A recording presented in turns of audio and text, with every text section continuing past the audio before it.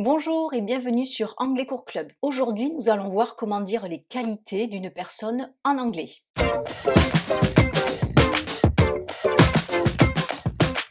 Alors, vous vous êtes sûrement demandé comment dire qu'une personne, par exemple, est gentille, aimable, serviable, digne de confiance, enfin, plein de qualités qu'il est bon de pouvoir dire dans une autre langue. Et donc, nous allons répondre aujourd'hui à cette question. Donc, je vais vous décliner les différents adjectifs en anglais liés aux qualités. Et bien sûr, on va voir l'aspect prononciation qui est, vous le savez, fondamental. Alors, on va commencer par quelqu'un qui est gentil, bienveillant. Donc, on peut dire this person is nice, kind, pleasant ou friendly. Alors, dans nice, c'est gentil. Kind, il y a la notion de bienveillance, de bienveillant, sachant que donc la bienveillance, c'est kindness.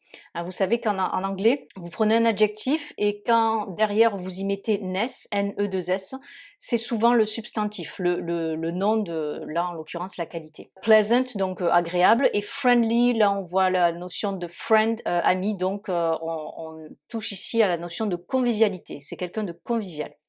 Alors, vous savez aussi qu'en anglais, les adjectifs sont avant le nom. Ça, c'est important. Si vous dites c'est une personne très conviviale, he's a very friendly person. Et donc, on va pas dire a person very friendly. Attention au piège de la traduction littérale. Quelqu'un qui est courageux, brave or courageous. Donc là, le OUS, vous savez qu'en anglais, c'est jamais le son ous, on va pas dire courageous, mais courageous.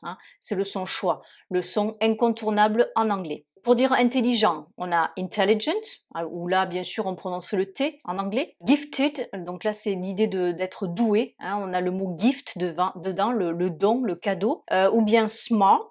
Donc attention, c'est un peu un faux ami parce que smart, c'est pas vraiment quelqu'un qui est bien habillé, comme nous, on l'utilise en français.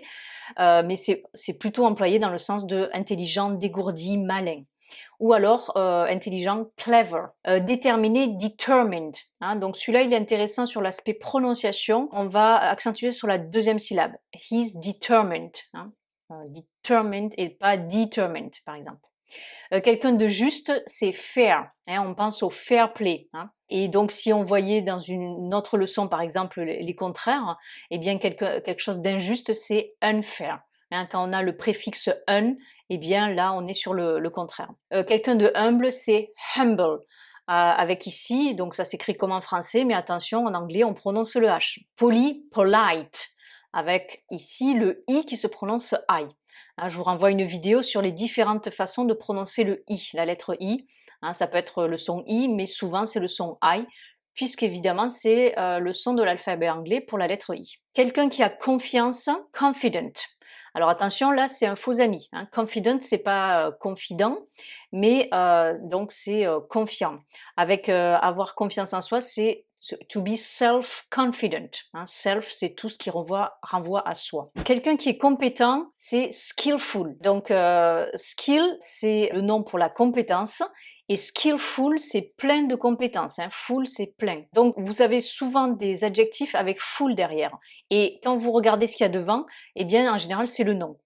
Exemple, useful. Use, c'est l'utilité, useful, utile. Alors ce mot-là, skillful, donc compétent ou compétente, vous pouvez l'avoir avec deux L ou un L selon qu'on parle ou qu'on écrit en anglais britannique ou américain. Puisque vous savez que ces deux anglais ont deux orthographes différentes pour certains mots. Quelqu'un qui est skilled, donc avec ED à la fin, c'est plus adroit et qualifié. Par exemple, a skilled worker, c'est un ouvrier qualifié. Quelqu'un qui est autonome, on va dire autonomous. On accentue sur la deuxième syllabe et attention, ne pas dire autonomous, mais autonomous, le son choix. Le son A, ce son incontournable en anglais. Quelqu'un qui travaille dur, he's a hard-working person. Donc hard-working, on voit le mot hard, dur, et work, le travail, qui travaille dur, qui est travailleur. Generous, c'est généreux. Toujours avec le OUS, attention qu'on prononce us. Quelqu'un qui est ouvert d'esprit, she's open-minded. Donc elle est ouverte d'esprit. On a dans cet adjectif open, ouvert, et mind, c'est l'esprit. Donc c'est un nom composé. Quelqu'un qui est organisé, organized. Et là aussi, donc on a 2 orthographes différentes, avec un S en anglais britannique, avec un Z en anglais américain, mais ça se prononce de la même façon. Quelqu'un qui est ordonné, is tidy, hein. To tidy, c'est ranger. Tidy, I'm tidying my room, je suis en train de ranger ma chambre. Quelqu'un qui est sage, un enfant qui est sage, on va dire good, hein. Donc good, c'est bien, bon, mais pour les enfants, on va dire good. Calm, hein, sans E, donc calme, et quiet. Hein, c'est aussi calme.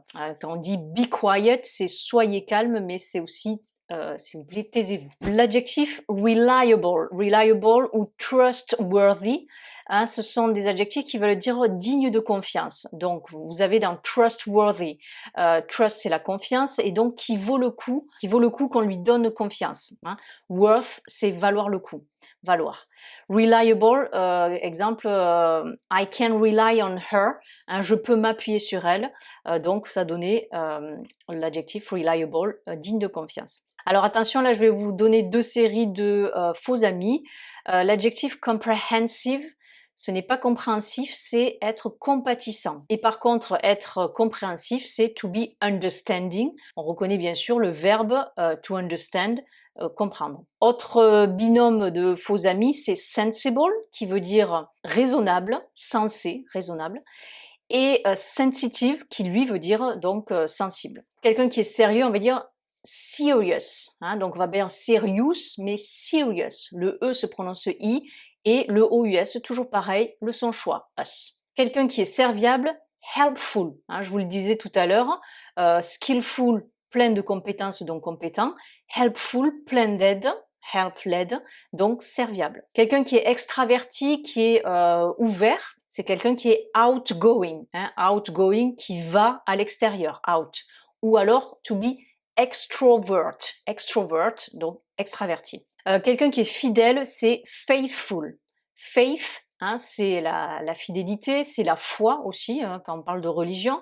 Et donc être plein de foi, être plein de fidélité, donc faithful, comme helpful, skillful, hein, tous ces adjectifs donc qui ont le suffixe full. Quelqu'un qui est franc, qui est honnête, on va dire frank, avec un K à la fin, ou honest. Ici, c'est un des rares mots où le H n'est pas prononcé.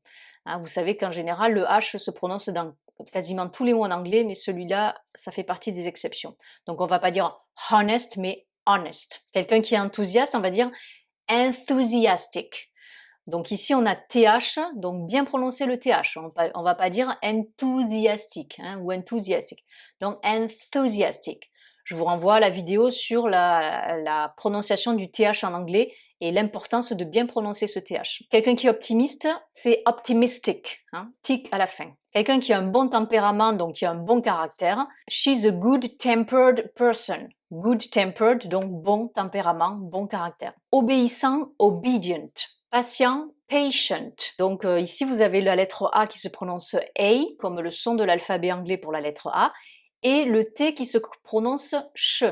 On retrouve ce T qui se prononce ch dans, par exemple, ambitious, hein, ambitieux. Et le dernier, donc, ça va être un adjectif qui veut dire authentique, et donc qu'on écrit donc G-E-N-U-I-N-E, et qu'on va prononcer genuine. Hein, genuine, donc là vous accentuez sur la première syllabe et ensuite le U se prononce OU. Voilà, j'espère que tous ces adjectifs qui expriment les qualités en anglais vous permettront de mieux dialoguer avec des anglo-saxons et leur dire toutes les qualités qu'ils ou elles ont, ce qui va grandement favoriser vos interactions avec des anglo-saxons. Je vous dis à très bientôt pour de nouvelles aventures en anglais.